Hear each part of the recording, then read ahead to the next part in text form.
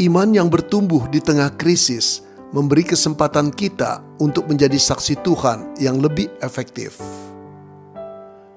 Suatu pagi, seorang wanita tua duduk di kursi kayu di depan rumahnya yang rusak karena banjir semalam.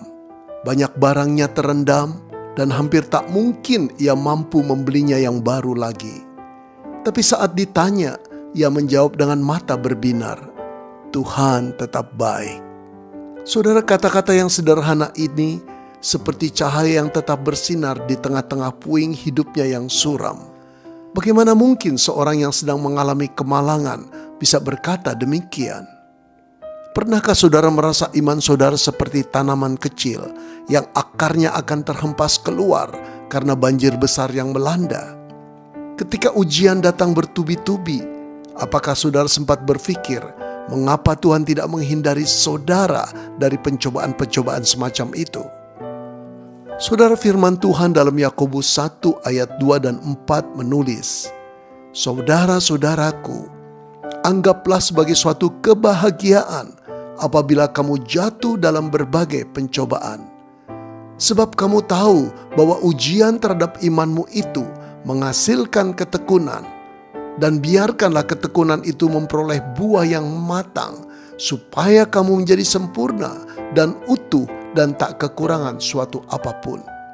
Saudara, Yakobus menganggap pencobaan itu sebagai satu kebahagiaan, karena Yakobus melihat dimensi spiritual yang ada dari pencobaan.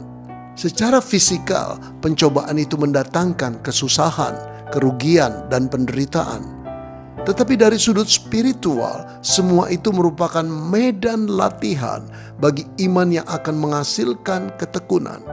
Dan ketekunan pada akhirnya akan menghasilkan buah yang manis. Saudara, di daerah tandus, pohon yang bertahan hidup adalah pohon yang akarnya mampu menembus jauh ke dalam tanah untuk mencari air. Tanpa musim kering, akar itu tidak akan pernah bergerak sedalam itu.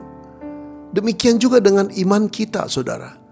Iman yang hanya tumbuh dalam kenyamanan cenderung dangkal. Tetapi iman yang tumbuh di musim kering justru kokoh dan tahan badai. Namun saudara, kekuatan iman kita bukan karena kekuatan diri kita sendiri. Ada pribadi yang lebih dahulu melewati demi kita. Pribadi itu bernama Yesus. Disalib, ia percaya penuh pada Bapa meskipun langit tampak gelap. Dan karena ia menang atas penderitaan dan maut, kita pun dapat memiliki